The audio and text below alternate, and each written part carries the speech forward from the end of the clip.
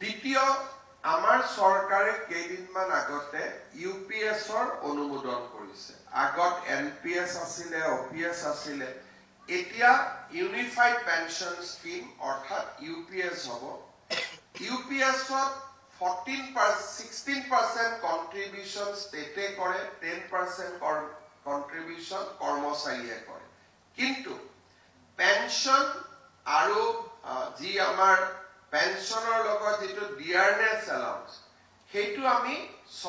আগৰ অপিএছৰ দৰে পাম যদি আমাৰ 10 ইয়াৰ্ছতকৈ ওপৰত চাকৰি থাকে আৰু 10 ইয়াৰ্ছ চাকৰি থাকিলেও আমি এটা নিৰ্দিষ্ট পেনশন পাবলৈ সক্ষম হম সেই বিষয়ে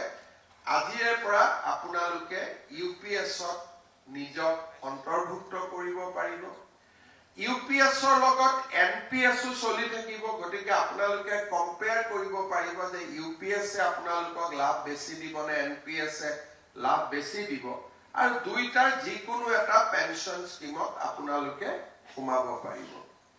3 নম্বৰ সৰকাৰি কৰ্মচাৰী হওয়াৰ লগে লগে আপন ঘৰ আপন বাহন আদি দৰে সুবিধা আপোনালোকে নিজকে অন্তৰ্ভুক্ত কৰিব পাৰিব চতুৰ্থতে যেটো আটাইতকৈ প্ৰয়োজনীয় আপোনালোকে এতিয়া ফুল মেডিকেল ৰিইম্বাৰ্সমেন্টৰ কাৰণে আপোনালোক এলিজিবল হ'ব আমাৰ যেটো মুখ্যমন্ত্ৰী লোকসেৱা আৰোগ্য যোজনা আছে আপোনালোকে তাত ইমিডিয়েটলি আপোনালোকে তাত ৰেজিষ্টাৰ কৰিব আন সৰকাৰি কৰ্মচাৰী সকলে যেনেকে মেডিকেল ৰিইম্বাৰ্সমেন্ট পায় তেনেকে আপোনালোকে মেডিকেল ৰিইম্বাৰ্সমেন্ট পাবলৈ সক্ষম হ'ব ইয়াৰ পিছত আমাৰ কৰ্মচাৰী সকলৰ বিপদৰ সময়ত চাবৰ কাৰণে আমাৰ চৰকাৰে কেইবাটাও অতিৰিক্ত ব্যৱস্থা কৰিছে আজি আমি নিবিচাৰো কিন্তু কৰ্মৰত অবস্থাত কোনোবা সৰকাৰি কৰ্মচাৰী যদি মৃত্যু হয় তেতিয়া হলে তেওঁৰ পৰিয়ালে আপ টু 60 ইয়াৰ্স আজি যি ধৰণে আমি দৰমহা পাই আছো তেনেকে ফুল স্যালাৰি পাই থাকিব পৰিয়ালটোৰ কাৰণে এটা ডাঙৰ ৰিলিফ হয় যে